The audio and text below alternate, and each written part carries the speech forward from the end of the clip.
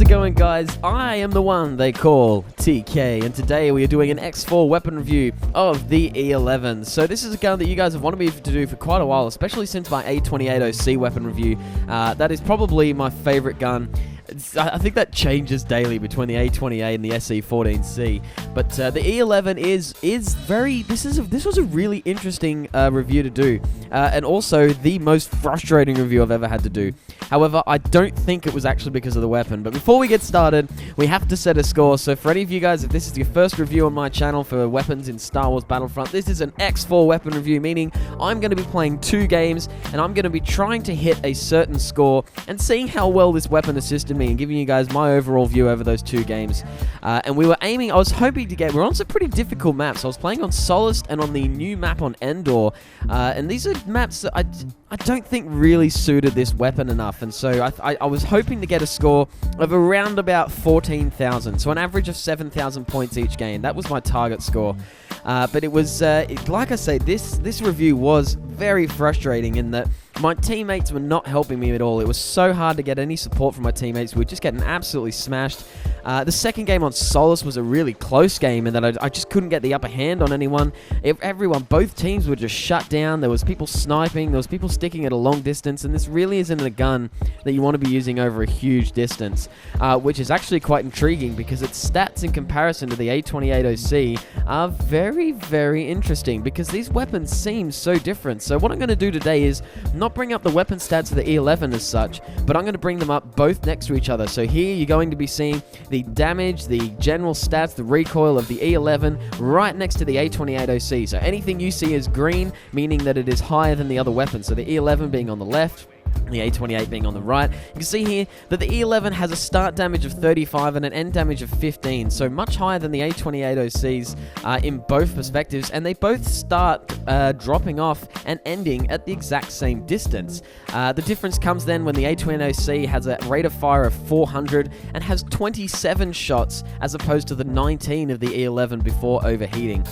So that is probably, apart from that, they're pretty much exactly the same. The recoil feels very, very similar. Like, I know it says the E-11's better there, but I can't really feel that much of a difference. One thing that was quite strange that I found in the E-11 was that I found it much easier to hit my targets whilst aiming down sights, whereas with the A28OC, simply holding back and firing from the hip allowed me to get a lot more shots on, as well as over a greater distance. Now, after doing this review, I still very much prefer the A28OC. However, even looking at these stats, I can easily see why so many people were disappointed that I thought the A28OC was better.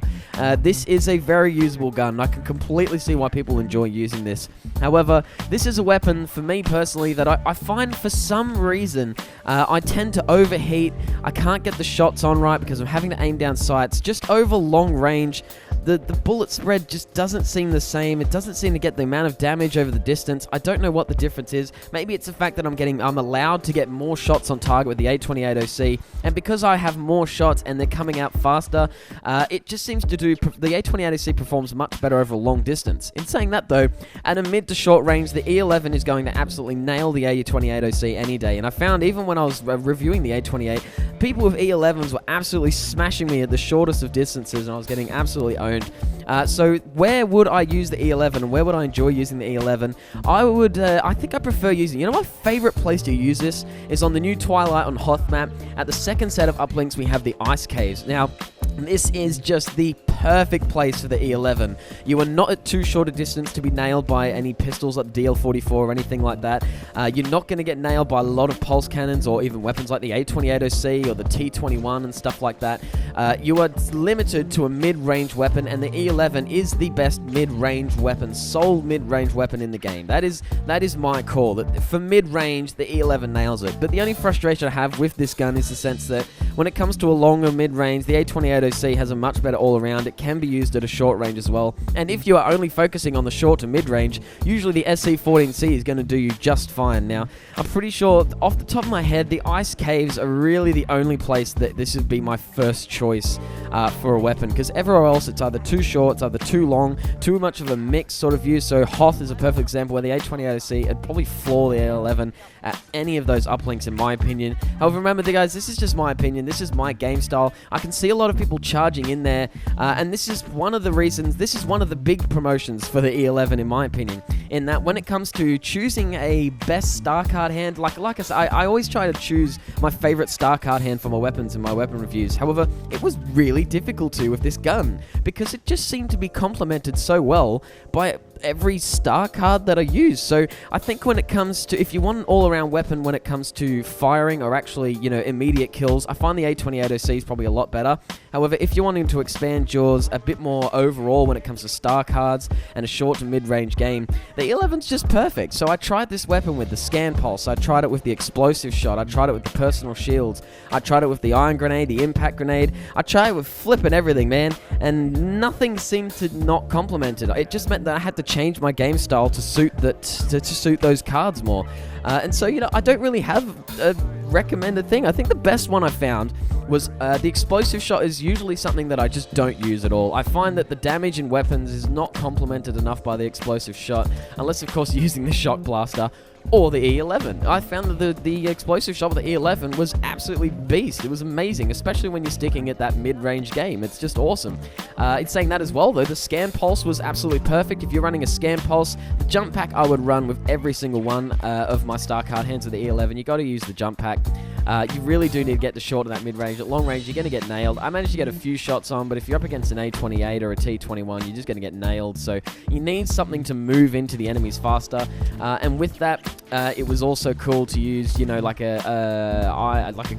just any grenade, basically, to complement yourself coming in. You can throw in a grenade whilst you're jump packing in, find some cover, take off a few people at mid-range or anything like that. Use the scan pulse to find who's ahead of you. Maybe use the explosive shot to help that damage up as you're charging in quickly. Or if you want to, maybe be a bit more careful, use a pulse cannon. Sit back, use that as your long distance range as you're moving in a little slower. You might want to chuck out that. The jump pack and put in the pulse cannon and just work your way in slowly like that. There's just so many things you can do with the star cards of this weapon. It's awesome.